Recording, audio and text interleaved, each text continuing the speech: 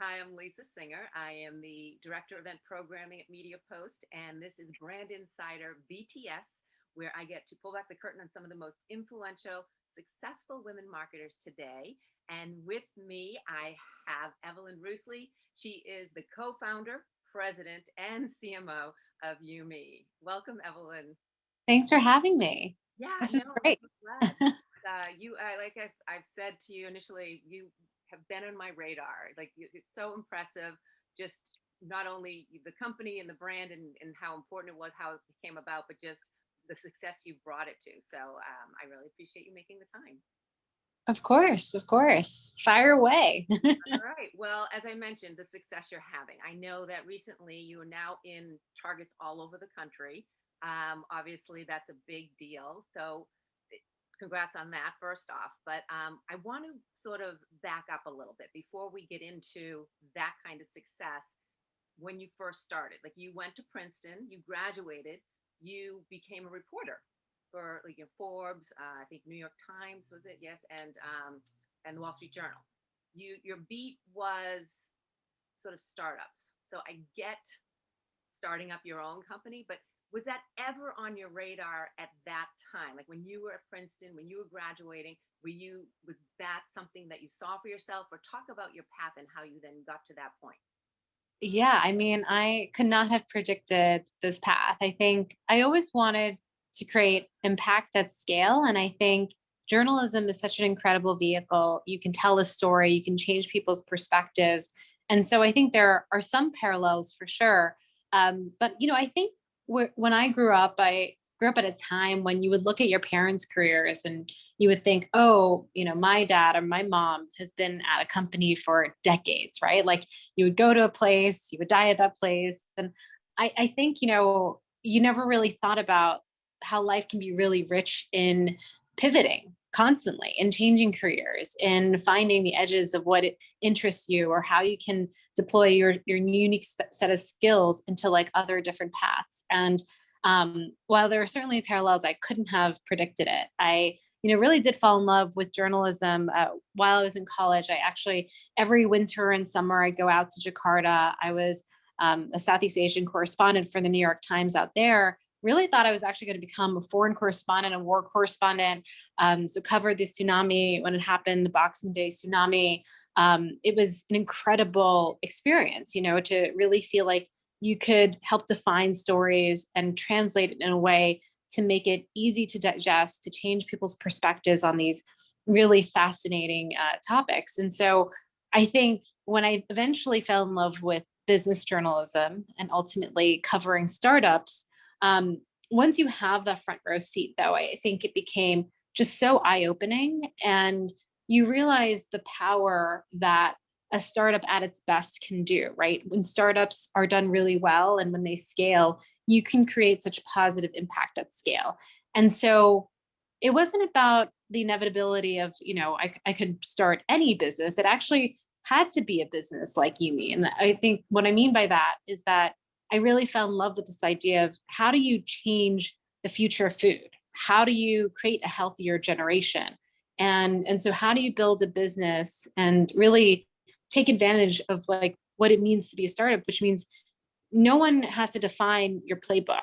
And I think all those factors, that I really studied and came to admire about the startup world and startup culture was, eventually was so attractive that I was like, okay, like I'm ready to take that leap. I can take this hard pivot in my career. It was certainly very scary. I certainly, had feedback from some people that, hey, this is a lot. Like your past career, is so different, even though you were a student of startups. And so, and I think certainly it's true. It's very hard to actually imagine what it's like to be a founder until like you're deep and thick in it. But it's been an incredibly rewarding journey. Yeah, I mean, obviously, and as you said, it had to be something that was you were passionate about, and I believe you must have seen that all as a journalist when anyone you were covering any of their businesses, they had that kind of passion, and in a sense, must have been a little bit of an education for you talking to those people and hearing their mistakes and what they did well, and being able to apply that, but still taking that leap. As you sort of said, how do you do a startup? So how did you do that startup? Like, one, where was it in you to make that leap, to take that risk? Is that something you grew up with? Did you, see that a lot, or was it just inside you? And then once you did take the leap, what were those steps, sort of, if anyone who is wanting to do a startup, maybe, that's a little bit of a plan that they can kind of, blue book to follow kind of thing. Yeah, no, I mean, I think it was kind of interesting, like also to kind of conflate where you were talking earlier around like, what did I observe with other founders? Like, what were the things that I picked up along the way? I think one of the reasons why I felt like I could make the leap was in talking to some of the most fascinating, successful startup founders, you kind of realize the threads that bind them, and look at the kind of the advantages that they may have had to get those 10x outcomes, right? Like startups can fail and succeed for a number of reasons. But one of the things I found about some of the most compelling founders was that they cared so much about, getting their companies to, the next stage, then to the next, to their vision for the future. And there was one VC who once told me that the best founders are ones who can bend reality to that vision, right? It's always a big vision. It can feel really daunting, and how will the world ever catch up or become that? But the ones that are really relentless about making that a reality. And so it's someone who probably just cares a lot. You care a lot around the edges. You start to kind of obsess about it, right? And I think like when I realized that the mission of Yumi and the why of why we were doing this company was something that I was really obsessing about, right? That I would spend all my like extra minutes as I was in this transition and thinking like, should I do this? Like, is it worthwhile? I couldn't stop thinking about it. And so I knew that there was like enough of a fire, enough of a drive that would ultimately give us a great chance of like success in the future. And I think another big part of it was having a co-founder. So as you mentioned, I'm a co-founder. I joke that my co-founder and CEO, Angela, that she married me first. She actually did marry my husband. She was like the officiant along with her husband at our wedding. And we've been friends for years that predate the company. And, she's an incredibly intelligent, curious. She like is such a research nerd in the same way that I am. I think like, as a journalist, you're professionally like a research nerd. And she's just someone who thinks in data sets. And, this company really organically came out of conversations that we were having when she had her first kid. And she was going through all these clinical studies about kids' nutrition and how like interventions in the first years of life really have the most profound impact for decades later. And so we were just naturally geeking out on this. But then at the same time, she was telling me about here's how this contrasts to like where we are with the current food market. And here's how poor the choices are for consumers. And so there was a clear information gap and product gap. And so as we were kind of like geeking out on it together, I think you find that there's like a lot of strength in that bond, in that realization that you have a partner with that will go the distance, that will also obsess about it on the edges. And I think that's like really helped like push me over the edge. Like, having a really strong co-founder, and I'm like the godmother to her son, like, she's like family, right? Like, and so we fight like family. Of course, like you want co-founders who bring different ideas to the table. And so you naturally will have arguments on things, but it's also like how you decide to fight and how you settle arguments. And there was such this foundation of deep love and respect and, grit, I think, that we both share, that was like, all right, like you're my person. Again, she married me first. And so like, we're going to do this together. And I think that was really fortifying and ultimately making that big leap together hand in hand. Well, and it's a sounding board, I mean, it gives you that strength. It's someone that, but as you said, I think it was key, the fact that you both bring maybe different things to the table. So it makes Yeah, you the right pair. You may argue, but it's what you need. It can't be everyone just saying yes to you. It has to be someone giving you those ideas and vice versa. So I'm sure that, absolutely. I want to back it up to where also now, so what was in you?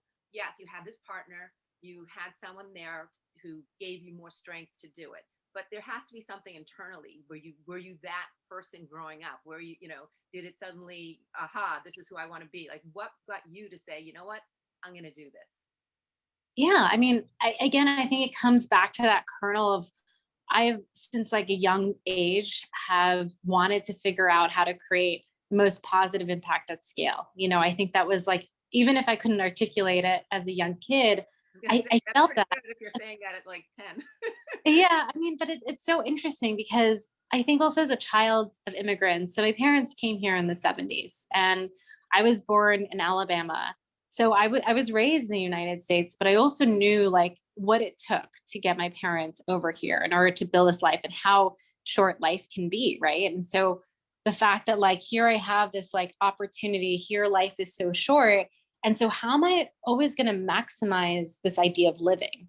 Right. And so that kind of bleeds into like a lot of decisions I make. And this is also something that I share with Angela, my co-founder, who's also a child of immigrants. Like her mom was a refugee from the Vietnam War. And there's like this idea of like, how do you live? Right. And so if we're gonna have like a croissant, we're gonna try to find like the best croissant, right, in the city. And like I think that there's this like just kind of approach to like problem solving or an approach to life that she and I shared that I think I've had since I was, really young, which made me take big risks and big swings. Like, when I decided to work for the New York Times in college, I wrote to the Southeast Asian bureau chief in Jakarta, and I was like, hey, like I would love to have an opportunity to be there for the first free presidential elections. I'll work for free. Like I was always so down for the experience, right? And down for the sense of like living, I think. So I think that was like the nugget that ultimately laddered up to like giving me that push to start a company.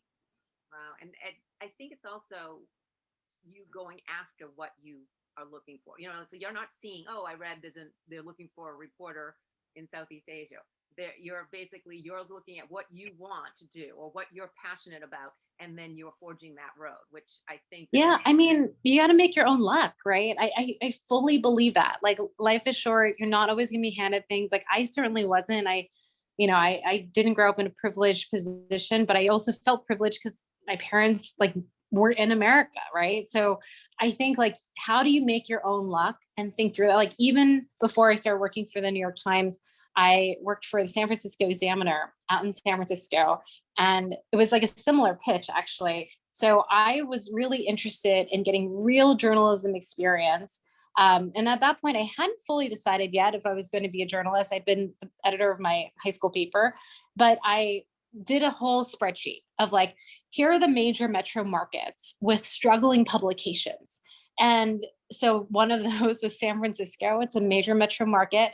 The San Francisco Examiner, like Mark Twain had written for them like a long time ago, but they had stumbled on harder days. And I knew that they had a small news staff. So I just sent an email to the editor and I said, hey, I will work for free. Here are my clips. I am like, a freshman in college, but I would love to be out there and work for you. And it was that summer, I had dozens of front page pieces. I leveraged that into like my email for the New York Times the year after, right? And I think it's like, and just kind of like finding opportunities or making those opportunities for yourself.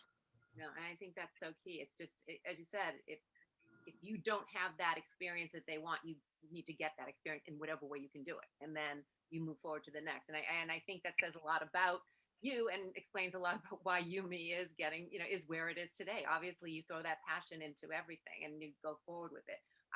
You talked about how it wasn't always easy, which nothing's thrown to us. You created your path. It's not. I hate when people say you're just so lucky. It's like it's not luck. It's just you go for something and then you either achieve it or you don't, and however that works. Yeah. Was there that time when maybe that's something you went for, or maybe just something happened, whether it be part of Yumi or something before that that was just real challenging, maybe really disheartening, and maybe even made you contemplate doing something different, but then you pushed forward and you got past it. Talk about if there was a situation like that for you. I mean, so many situations like that, right? And I think um, being an entrepreneur is such a humbling experience. So it's like, let me count the ways that I felt that at any given time, at any given year. I think like the first years though are certainly, they're really challenging, right? You're doubting yourself. You're like, should I even be doing this? Like, do I have the skill set to do this? I was a journalist, I was a student, but like, it does not prepare you for like having to make a million decisions all at once, all the time as a co-founder. And so you realize how overwhelming it can be to be a founder. And I think in the beginning, you know, there's not a ton of people who will necessarily believe that you can do this, right? And you're trying to convince friends and families and seed investors, and you get so many no's. Like, I mean, the ratio of no's to yeses in those early days has to be like 50-80 to 1 or something like that, right? In terms of favoring the no's. And, we, certainly felt like we had to prove ourselves. And that's why we did a test pilot program, because like people even question, like, could you make food that kids could like, besides the fact that it'd be nutritious and all this, like, could you even just figure out how to make food at scale and like to get something that is a consumer experience people would want? And so each step has been like, okay, like we can do that, we can figure it out, we can sell for X and then get to the next stage, right? But like there are so many naysayers in the beginning. I mean, we were even told like, hey, maybe you should bring on a male co-founder, Really? right? And like and even coming from a place of love, from people who actually want the best for you, and you just realize that there are these things that are kind of naturally stacked against you, especially like being a woman of color. It's certainly not, you certainly don't fit the molds of like what is like the prodigal like successful founder. And so you're army crawling your way to every single milestone. But at the same time, I think it also, every single victory, right? Or every time you figure something out, it is also this confidence building exercise. And you do realize that you have so much conviction in like what you want to build with your co-founder, and like what you're capable of in terms of grit. And then like, you're just like, okay, maybe we hit a wall, but like, we just got to keep trying. We got to figure it out. We got to make our own luck. And so that ability to bang your head against the wall repeatedly until like you find another way is, I think, something that has definitely helped. But it's so hard to enumerate all the times that you second guess yourself, or you're just so frustrated because something you really thought was going to work was like not going to work. But that is like the daily struggle of the grind. And I'm sure, as you said daily. You didn't say it was the daily struggle. So I'm assuming those are still struggles that There's you're always something. coming across moving forward. What was the moment that you were like, okay, you know what, we're doing it? Like, what happened? What was that time when this was real, or this was something that, okay, this really can be a success? Yeah, I mean, I think we always knew that like with the right execution, it's pretty much like you pick a big enough market, you'll be fine, right? Like there's always a path to succeed. And so like feeling like we had like an idea that could get to, something that was meaningful and scaled, I think that wasn't really a question, right? It was more of like, okay, like am I gonna be able to fight for this through the entire journey? And I did have this like epiphany. I think one of the strongest moments for me was just like doing the thought exercise of what happens if this doesn't work, right? And realizing that like all these things that you'd been building towards, like maybe just didn't work out because startups fail again for a million reasons. And I realized that like if it all went to dust, that at the very least, we would have put out a really strong perspective on what food should be and like changed minds around nutrition. And also, like, we would learn so much in the process about ourselves and about like what it's like to build a company, what it takes to build a company that like would carry on, for the rest of our life. So, like, it's actually like a really great bargain, in terms of like taking that leap, because you get to grow and learn so much as a person. And I also kind of did these thought exercises around like, what would I tell my future kids around how I spent my time? What would I tell them I did? Because ultimately, I always knew that I would be someone who would be like almost a little bit probably too obsessive about like work and things. And there was going to be some exchanges in time and trade-offs in that, and like in building a family. And I thought, if I could tell them that this is what I did with my time and like kind of explain that why, I'd be so proud. And I felt like that was a good, template for them in terms of like thinking about their future life and how they would want to spend their time. And so that was also really kind of like fortifying moment in like feeling like, okay, like I'm feeling really good about this decision that is a really still scary decision. Yeah. And it's even one of those where it's people say, well, what's the worst that can happen? You're where Yeah. you are today. You know what I mean? Whereas that's okay. You know, it's not something where, but the best that can happen is what you create. And it's Yeah. going for that. I want to turn it a little fun. I like to sort of have little games once in a while. So Sure. my game is because I noticed you guys have what's called mashables. We mash up Yeah. different ingredients, like 3 different blends to Yeah. make different food. So we're gonna do a mashables, but Okay, let's do it. it's not about food. Okay, so what 3 things would you blend for these particular scenarios? So on a desert island, Mm. Oh, what are the three things that I would yeah, bring? the blend. What need to be the blend, or necessarily bring? They don't have to mush up like Yeah, yeah, yeah. your potato, Okay. pumpkin, The and whatever. Yeah, I mean, can I bring people or like are these inanimate objects? Like, Whatever you want. well, I mean, I'd probably bring like if I could bring at least one person, right? Like I'd bring my husband or I'd bring like, my partner. If I could bring something else, probably like I would need sunscreen because it's a desert island. I mean, I guess that's the pragmatist in me. Um, and then the third thing, I guess probably some critical tool based on the desert conditions. I'm probably too much of a pragmatist for this game, but like probably what you would have expected. I wouldn't bring a book because then I get probably pretty bored of that book after Well, like after one a read. short period of time. Yeah. So I don't know. It's Okay. that's a fun one. All Yeah. right. So you didn't go for tech. That's I like that.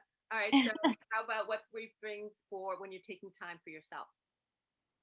Oh, it usually involves a workout. So I will do like, I guess like that would involve like a Pilates reformer or like going to like some hit workout class. So that's, I think, really important. I also find tea really calming.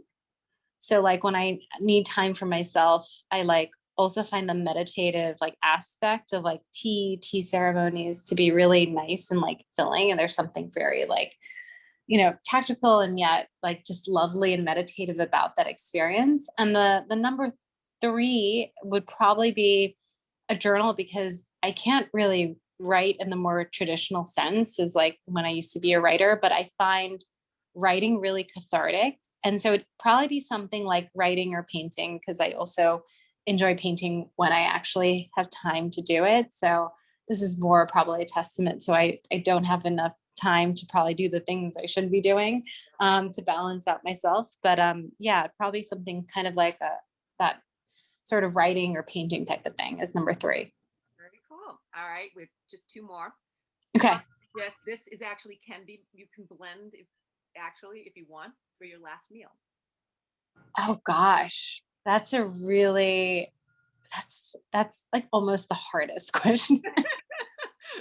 Like I really I think of all the cuisine types, I tend to gravitate to Japanese, right? And so I really do love an incredible omakase, but then, it's like it's hard because like you also don't want to mash up things that wouldn't go well together, right? And so I don't know, it'd probably be a combination of like Japanese foods then maybe as my final meal, like, with like an omakase in there, like mixed in. But yeah, that's almost the hardest question because like I love so much food. I think like food is such a great love language. And Angela and I, as children of immigrants and similar Southeast Asian culture, it's like your parents may not even say like I love you that week, but they'll like make your favorite food and that is how they're expressing love, right? It's such a way to like cooking food for someone, all of that. And it's just such a binding force in a family and that society.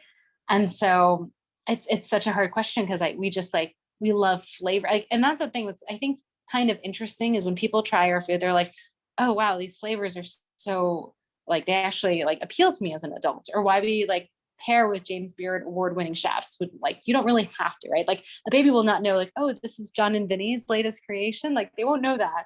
But it's important to us because we think it's also this lifelong celebration of food which is love. No, and I actually agree. Probably different reasons, but to me, food is if I can't enjoying it and taking the time to have it, I really it's not necessarily just about sustenance. It's really to me about that enjoyment of having it. And I'm not, I don't want to rush out and be driving or walking and eating. So I get where you're coming from there. So all right, the last one is well, there's two, but I'm going to only ask one of them. One you kind of answered probably. All right, I'll let you decide. Either the three mashables to inspire you or the three to have fun. Hmm. Hmm. Inspire. Yeah, I don't know. There's like my friends really inspire me, I guess. Like the people in my life, I feel like I feel so grateful for, across the journey of life, I've picked up such incredible relationships from like all these different fields and backgrounds. And I think there is such an incredible, like, if you know the Studio Gilby world, and he like has made these incredible movies like My Neighbor Totoro, which was like incredibly influential for me as a child. And so, the man who's behind this, Miyazaki, he has this great quote around like when a girl and a boy are in a narrative, he's like, I resent the notion that there has to be like a romantic conceit that they have to fall in love. He's like, I find it far more interesting when two people come together and inspire each other to live. And that is the closest form of true love that I can think of. And I've always loved that quote, and it made me realize why I just love Studio Gilby is this idea that like the people that you're with like should constantly inspire you. And it's probably why they say you're the average of your five closest friends, right? But like that inspiration to live, to discover, explore, um, to just like to learn about the world, like it's all through, I feel like the humans and people in my life, in these conversations. So it's like all the mashable here is like the people that I'm so fortunate to know and be inspired by. Wow, I love that answer. That's great. Yeah, definitely. I'll have to look that up. Who was the person's name you were Yeah, saying? I'll send it to you after. Yeah. But yeah, you should also check out Studio Gilby. Like all the movies are like incredible. So and I watched them more than Disney movies as like a kid, and I just love them. Oh, that's awesome. Yeah, no, I love what you said because I do think it is you can follow that same over and over doing maybe what's not right for you, and maybe that's because the people surrounding you aren't necessarily feeding you with that kind of inspire Energy. Yeah. energy or just negativity sometimes, and you need to Yeah. like it's hard to cut that because sometimes we go for what's comfortable, but you need to be able to cut that out of your life so then you can move forward to what's positive and really go forward. So I definitely Yeah. so, all right. A Well, thousand percent. I want to ask you a little bit about brands and more what their responsibility is in a brand. I mean, obviously, you guys Yeah. are so about the importance of organic food and how baby food is made and what kind of food they're eating. So that's you're based on that. That's what your product is based on. But there's also we're seeing a lot with people are expecting more from their brands to also stand up in terms of social injustices or Of course. whatever is happening that they want a brand that they can feel they can connect with, that they can be proud of. Yeah. And is that a responsibility of a brand to sort of take on those, to speak up on those issues? Or do you think it's not necessarily the right, it's not necessarily their responsibility and it's more of a choice kind of thing? I think, people turn to your brand for specific reasons, right? And I think like in like the sphere that you're in, like you should have like a strong position on like whether that and like we do as well. Like we're the first and only baby food company to sign the Baby Food Safety Act, which is around reducing the risk of heavy metals in baby food, right? And I think, I'm in DC along with Angela speaking with legislators. Like it is a really important part of like what we do is like the advocacy work and like how do you set a new standard for kids nutrition. So I actually think that advocacy is like almost like going to become like table stakes, right? In terms of like people do want to know what you stand for, and I think like this generation and subsequent generations like will expect that from their brands because there will be so many choices And there's so much like ways to get information on like what a brand stands for, or to look at options, that like if you don't stand for something, like you're just not going to inspire like the real like super fans, or the real like love that you could inspire as a brand. And so I'm sure that like, somewhat, companies sit on the spectrum based on what their service is, or what they're, what they're doing. But like, I think that like you have to like stand for something. I think like people want to understand like what your brand is, what are the values. And I think it makes sense when brands like obviously speak to the topics and the values that are the most relevant, of course, to their industry or their product. But I think, this is a generation that will expect that from brands. No, I agree. All right. Well, I want to ask you, I have two more questions. One is, if you could unlearn one thing, what would it be? Oh, that's a really hard one. Hmm. I don't know. I actually don't know about that. It's really, I'm one of those people who uh kind of like can't help but try to learn, but like I'm a completist in a way where like I try to avoid TV shows, because once I get on an episode or start watching, I have to like either go on Wikipedia and learn everything about what happens in the next 5 seasons, or then I actually have to watch the whole thing. And I'm like, I don't know if I'm ready for that time commitment. So like I am like notorious among my friends for being the slowest to like even watch the first episode of a show, because I just like it means like at least I'm gonna have to go through the Wikipedia rabbit hole at some point. And so I don't know. I think I really I don't mind learning all the lessons. It's really hard to think about like what is the one thing I wouldn't want to have learned. You'll have to get back to me. Maybe at some point I can come up with an answer, but I literally fully dumbfounded by that one. All of it offers value, whether it's something you want to not do or something you want to do. So you just want to hold on to it. I do want to ask you, the last question is, as you sort of talked about in the beginning, you and your partner Angela are, you call yourselves nerds on a mission, and your mission was to help children reach their full potential. Obviously, you're haven't achieved, like you're getting to that mission, but I'm sure you don't feel like at this point, and again, I'm not trying to speak for you, but I'm sure you're feeling like, okay, there's still another stage to your mission and to where you want to take the next thing, or what you're looking for. What is that? What is that next mission that you really want to achieve, whether it be yourself or with you and your partner Angela? Yeah, I mean, from like I guess what kind of like in terms of like the business mission, in terms of like I just feel like obviously like Life. there's so Let's say life life. mission, yes, but just not. And I don't mean like, Hmm. not looking for, oh, I want to, create peace on earth. I mean like something that is in your next, like as you're moving forward closer to these, these next years, or next, even this year coming, something that you really have on your radar, that's something you want to achieve. And maybe that's in the business, within your business, or maybe it's something personal, or a little of both.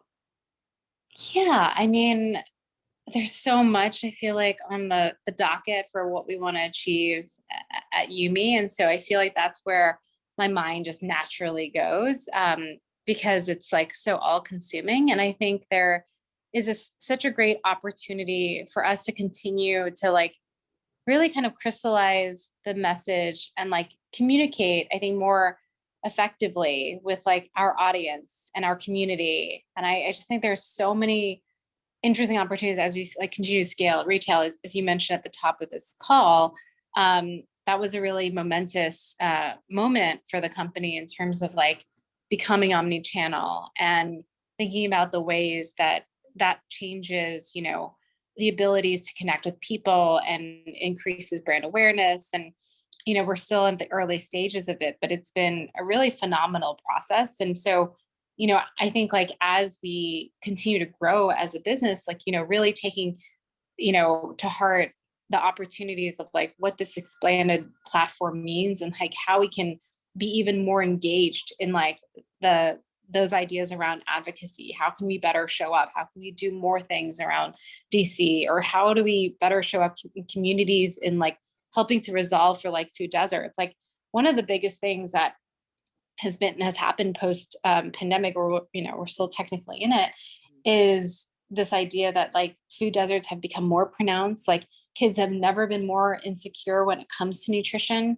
And so, I spent a lot of time thinking about what are the ways that we can create moments where we are really actively engaged in helping, a broader audience to get as much access to this education as well as product, and how do we think about expanding our social impact and give back part.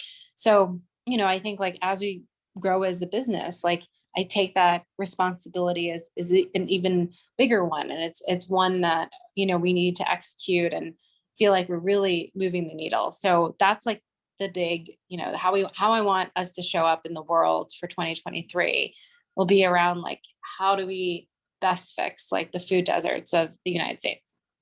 That's awesome. And yes, you were focusing on business a little bit, but it was all you. No, I'm saying like that answer, even though it was about what you could do with Yumi, it was still, that's not what every, CMO is going to say, or so that's more of a personal. So I love that. And thank you, Evelyn. This was awesome. And you completely inspired me. So it was just wonderful to get to know you. Thank you. You make it easy. Thanks. Good, I'm glad. And thank you for watching. Of course, I always would welcome recommendations. If you know someone that you'd like me to sort of pull back the curtain on, a woman marketer, please let me know and I'll do my best. Thanks again. And thank you, Evelyn.